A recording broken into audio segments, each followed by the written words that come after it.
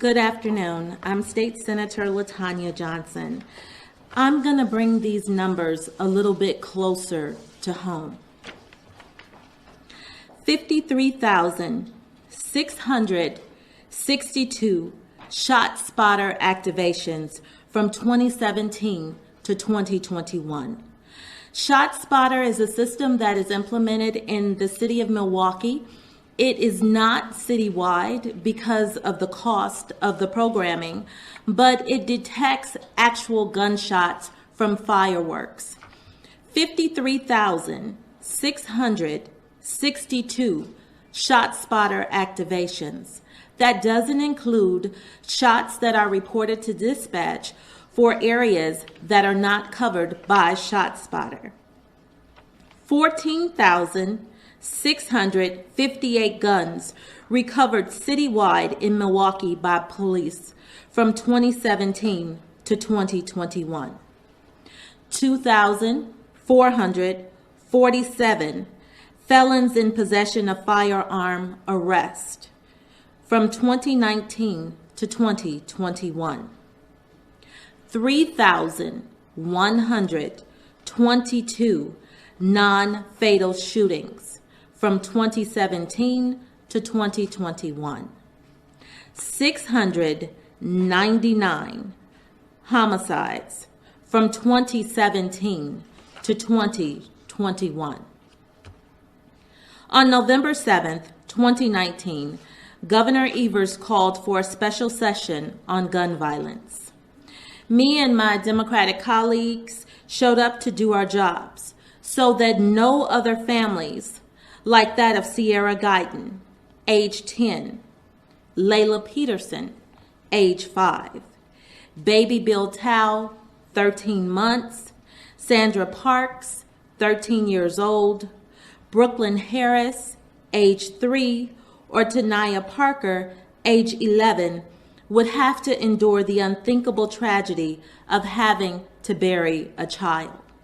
In the city of Milwaukee, there have been many more children that have fallen victims to gun homicides. As a matter of fact, there are too many to mention here. But my Republican colleagues gavelled in and they gavelled out without so much as a debate or willingness to address the issue.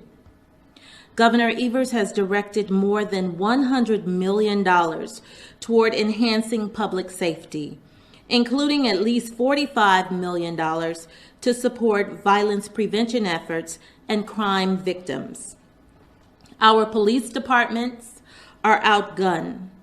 Our criminal justice system is failing miserably because it's overwhelmed and starved of the necessary resources. Our children are being murdered, and we are being forced to sit back and wait for the next shooting.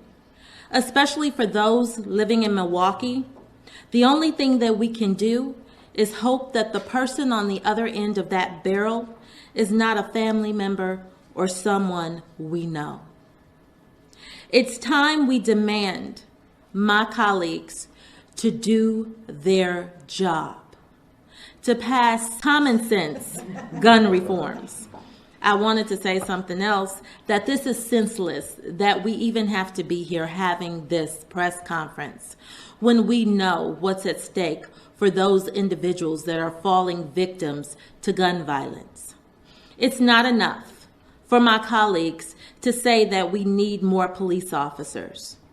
We are asking police officers to protect the lives of everyday citizens by risking their lives because our legislative body, my Republican colleagues, are unwilling to do what's necessary to help alleviate some of the guns on the street. And that's unacceptable. If the children that I named were your children, if they were your relatives, if they were your neighbors, what would you do? What would you do? You'd be doing the same thing that we're doing right here. And that's begging for help. Begging to make sure that we address this issue before we lose another innocent life to such a senseless act. Now, the only thing that's a common factor for the statistics that I read is that we had both majority parties from the Republican side in both the Assembly and the Senate. We can't get a bill to committee, no less a bill to the floor for a vote or for debate without their help. And it's time that everyone in this room and everyone who's been affected from gun violence or those who are just fearful that their family may be next, stand up and demand my colleagues do their job.